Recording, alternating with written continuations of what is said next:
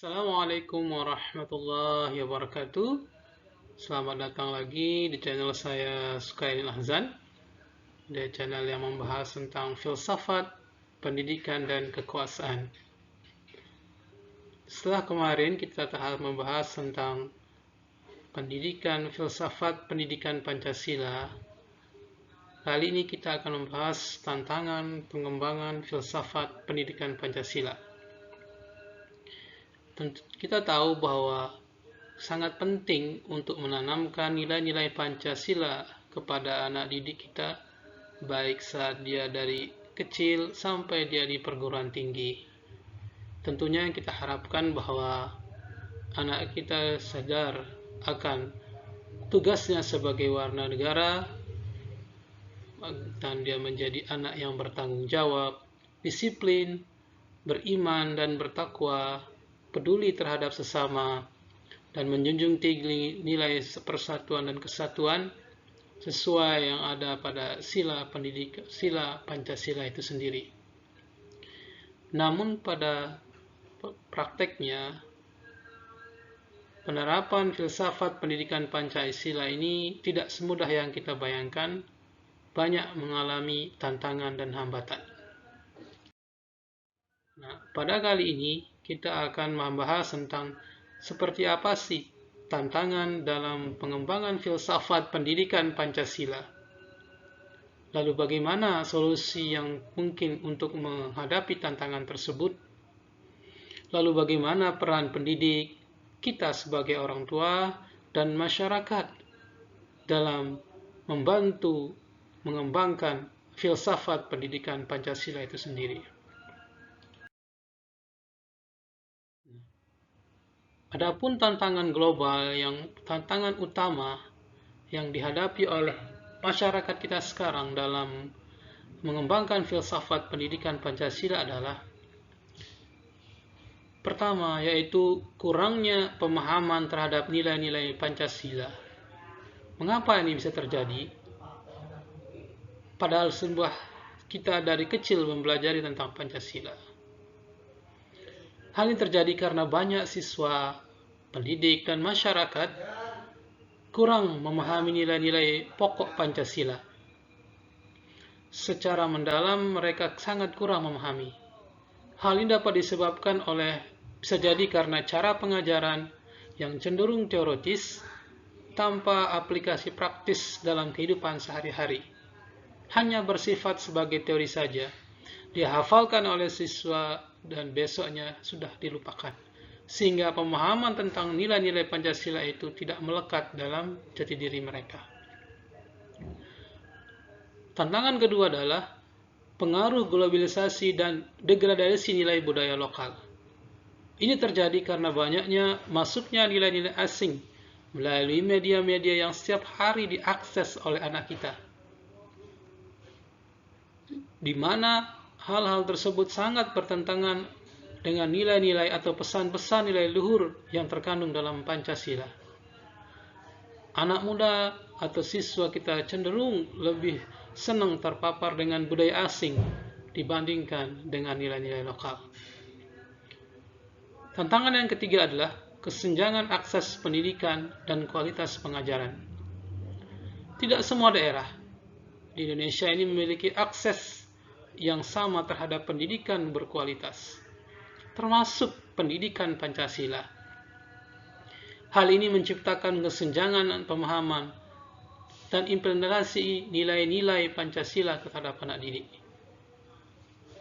Dibutuhkan pemerataan dan pemahaman yang bersama tentang bagaimana pendidikan Pancasila kepada anak-anak dari Sabang sampai Merauke. Tantangan yang keempat adalah minimnya komitmen dan keteladanan dari pemimpin. Pendidikan yang terbaik pada anak didik adalah contoh atau teladan, terutama dari pemimpin-pemimpin kita. Namun, dewasa ini banyak kita lihat di media-media atau di televisi, banyak pemimpin-pemimpin kita yang jauh ataupun kurang dari nilai-nilai Pancasila, seperti korupsi, kolusi, arogansi, dan sebagainya. bahkan tidak banyak dari mereka berakhir di jeruji besi. Dan ini merupakan tantangan bagi kita dalam mendidik anak diri kita sendiri.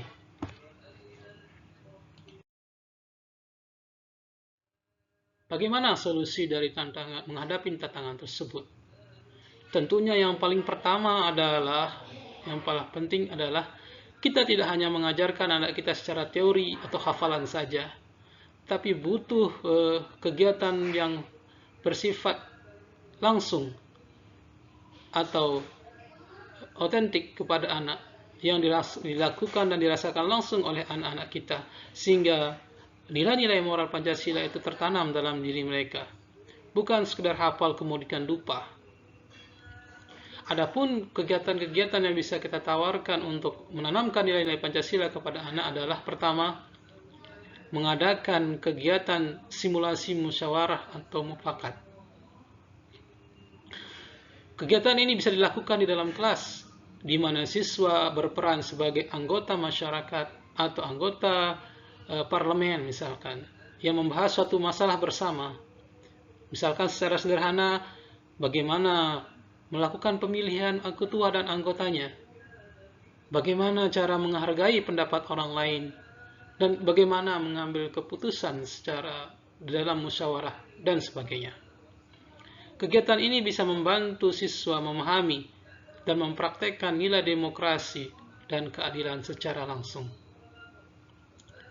Solusi kedua, misalkan sekolah menyelenggarakan festival budaya lokal yang melibatkan siswa, guru, dan orang tua, di mana setiap siswa diharapkan mampu memamerkan seni, kuliner atau masakan, pakaian tradisional dari berbagai negara di Indonesia, sekaligus menanamkan pada anak kita rasa bangga terhadap budaya Indonesia yang beraneka ragam. Solusi yang ketiga, misalkan bagaimana mengembangkan platform pembelajaran daring berbasis nilai-nilai Pancasila. Platform ini misalkan seperti aplikasi atau situs web yang menyediakan materi-materi pendidikan Pancasila yang menarik. Bisa berupa video, modul interaktif, kuis, dan permainan. Materi ini diharapkan dapat diakses secara gratis oleh setiap orang, oleh setiap siswa, di mana saja, baik di kota maupun di daerah terpencil. Solusi yang keempat adalah mengadakan program pemimpin yang inspiratif di sekolah, di mana pemimpin sekolah seperti kepala sekolah atau guru-guru senior secara aktif memberikan contoh atau nilai-nilai Pancasila melalui tindakan nyata, karena siswa itu lebih pandai dalam meniru daripada menghafal, sehingga dengan melihat dan merasakan sendiri seperti apa pemimpin, seperti apa orang tua yang baik, maka diharapkan mereka mampu mencontoh hal-hal baik yang kita contohkan di sekolah maupun di lingkungan masyarakat. Nah, dalam mengembangkan filsafat pendidikan Pancasila ini tidak bisa dilakukan sendiri. Butuh kerjasama yang baik antara pendidik, orang tua, dan masyarakat. Lalu bagaimana peran-peran pendidik dan orang tua dan masyarakat dalam membantu mengembangkan pendidikan filsafat Pancasila ini? Peran pendidik. Yang pertama, pendidik harus mampu menjadi teladan nilai-nilai Pancasila. Yang kedua, mengintegrasikan Pancasila dalam pembelajaran. Di mana dalam pembelajaran, materi-materi harus dikaitkan dengan nilai-nilai Pancasila, dengan menggunakan metode pembelajaran yang mengedepankan partisipasi aktif dari siswa, baik diskusi dan penyelesaian masalah yang relevan dengan kehidupan sehari-hari. Yang ketiga adalah mendorong kegiatan ekstrakurikuler. Kegiatan ekstrakurikuler seperti organisasi siswa di sekolah, baik OSIS, Pramuka, PMR, dan Paskibra, dan sebagainya. Diharapkan dengan mengikuti kegiatan ini, siswa mampu tertanam dalam diri mereka nilai-nilai seperti kerjasama, gotong royong, dan toleransi pada sesama. Peran yang keempat adalah, yang paling penting ini adalah membangun karakter melalui penghargaan. Artinya, kita diharapkan mampu memberikan apresiasi atau dukungan seperti pujian, dukungan, dan bahkan penghargaan kepada siswa yang mampu menunjukkan sikap positif seperti kejujuran, tanggung jawab, dan kepedulian terhadap bersama. Dengan hal ini bisa memacu semangat anak-anak untuk terus berbuat bakti, berbuat baik, dan menunjukkan karakter-karakter positif sesuai dengan nilai-nilai Pancasila. Lalu bagaimana peran orang tua di rumah? Yang paling pertama adalah sebagai pembimbing utama dalam keluarga, mampu mengarahkan dan membimbing anak-anak kita menjadi orang-orang yang teladan. Yang kedua, membangun lingkungan rumah yang kondusif dengan menciptakan suasana keluarga yang harmonis,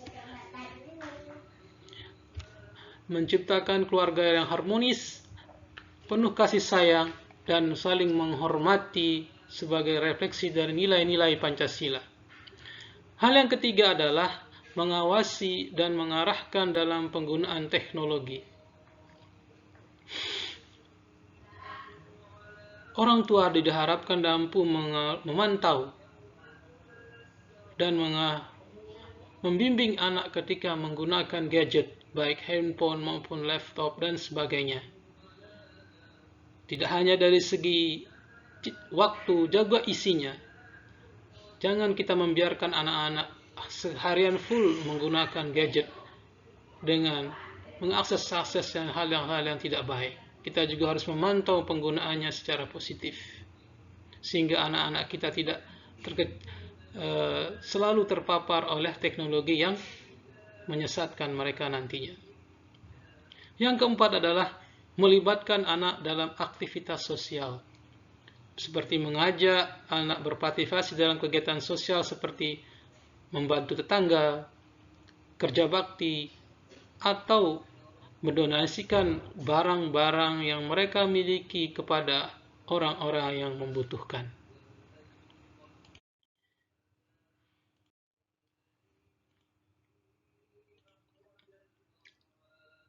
Kesimpulan dari materi kita hari ini adalah pengembangan filsafat pendidikan Pancasila dalam menghadapi berbagai tantangan yang perlu diatasi sangat penting.